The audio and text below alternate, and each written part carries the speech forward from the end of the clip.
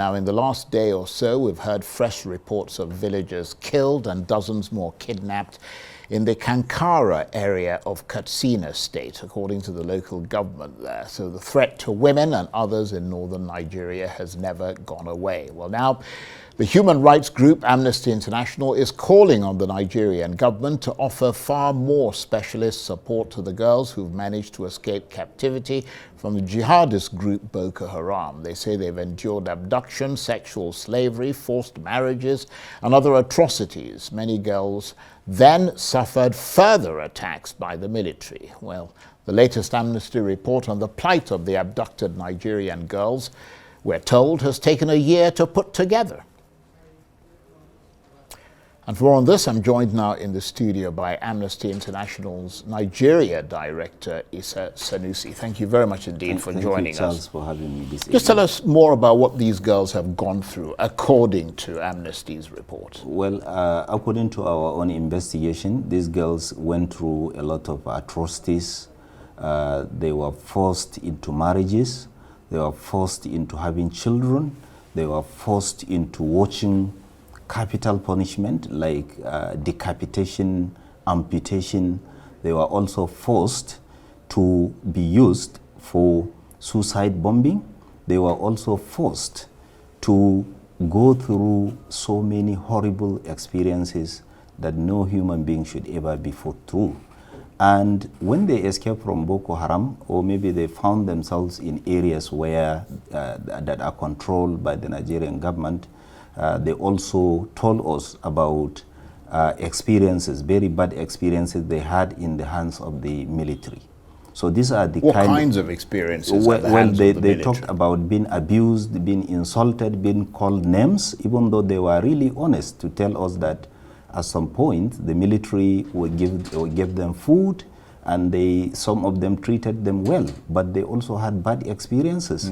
And this is quite unusual. And before, you will always hear about the atrocities only. But they also spoke about being treated in some cases, some of them. But many of them said that they were treated badly.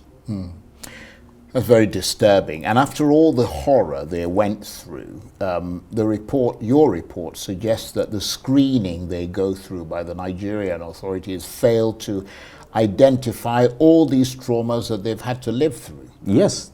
So there is a screening process which is quite below the international standard and does not reckon with the unique needs of girls. Girls have unique needs. Unfortunately, they are not reckoned with. Most of these girls came out of that situation with huge mental issues, with bodily harm, because some of them were made to even be midwives. And most of them were abducted when they were as low as 9. And they were forced into marriage. And after the marriage, they were forced into having children. And there were even cases, some of the girls who told us that some of them who tried to use contraceptives, either natural or some local means of contraception, they were killed. Wow. That sounds absolutely And I have to also mention the fact that many of them were forcibly converted from Christianity to Islam. So Amnesty is calling for specialist support for these girls. Tell us more about that. Well, Amnesty International carried out this research to give the Nigerian government a lead, to say that, well, there is a problem. We want you to investigate. We want you to look further. We are not a court of law. We are not a judicial panel. We don't pass judgment on things, but this is what we have found out. So we want you to build on this. And what we have found out is that these girls have unique needs, which is quite different from that of boys. For example, in April, when we were marking the 10 years of Chibok abduction, we spoke with some parents who said that they were really worried because their daughters came back home with children. And they are struggling to even feed themselves. And now they have addition of children in their homes. Children that were the result of abduction, were the result of trafficking, were the result of atrocities, forced conversion into Islam, a lot of things actually that these girls went through, and particularly no attention is being given to their mental health. No attention is being given to the complications, health complications that come with reproductive process, nothing. So this is what Amnesty International is pleading with Nigerian government and all those who can help to use the substance of this report, do their own investigation and provide the help that is necessary, because the conflict will not be over.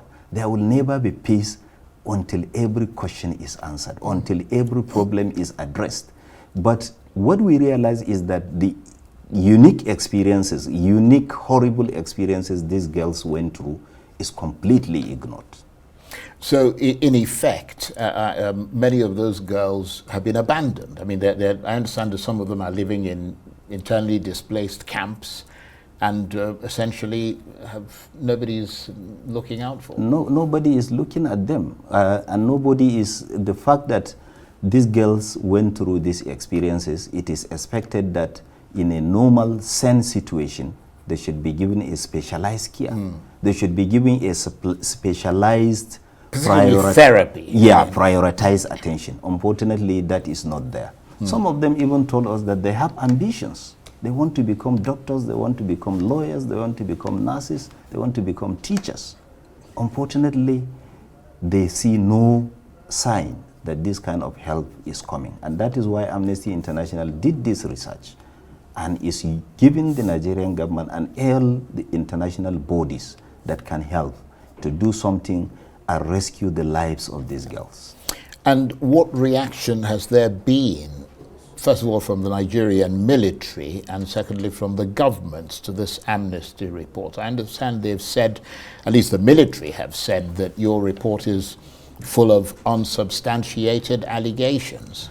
Yeah, we read a statement yesterday from the Nigerian military, but they said that our evidence is not substantiated. But it's really unfortunate because the military is a very highly regarded institution. The Nigerian military is one of the oldest institutions in the history of this country. So it should have a legacy of excellence, commitment, and respect for processes and the rule of law and human rights. So we issued the statement yesterday, and by evening they issued a statement. I don't think they read that report at all. I don't think, because if you read the response, it clearly shows that they have not read the report. Therefore, I will urge them and any Nigerian, don't rely on what you read in the media. It's just the surface, because newsmen only carry the main thing. Try and take time to read. Definitely, they will see facts, they will see evidence, and we have supported. We don't publish things just like that. This work takes over a year. Therefore, I will encourage them to read it. But from their response, definitely, I don't think they have read the report.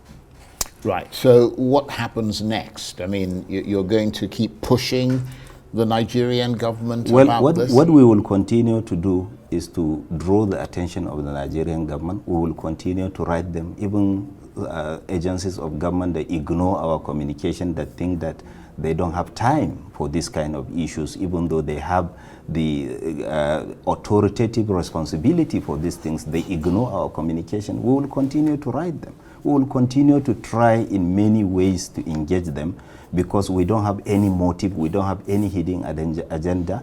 What we want them to do is to do the right thing, to take care of these people, because in a conflict situation, there is no way you can say that, okay, this conflict is over without addressing the issue of justice. And that is exactly what is missing in all this situation. With people believe that, okay, these people are nameless and they are nothing. Therefore, if we like, we can just say that their trauma, their horrible experiences don't matter. But they matter to them, and they will live with them for the rest of their lives. And we have a responsibility to them as citizens of this country. Definitely. And one thing is that, like, even this week, as you started this program, you mentioned about the killings in Katsina State. Over 50 people have been killed. And you hardly hear their names, you hardly hear what they do, what their profiles are. This is the kind of life we live. And there is no way Nigeria will make any progress or record any development until lives are protected, until every injustice is addressed with justice. Indeed. Issa, I want to thank you very much indeed for coming in. Issa Sanusi is the Nigeria Director of Amnesty International. Thank you very much. Thank you very much.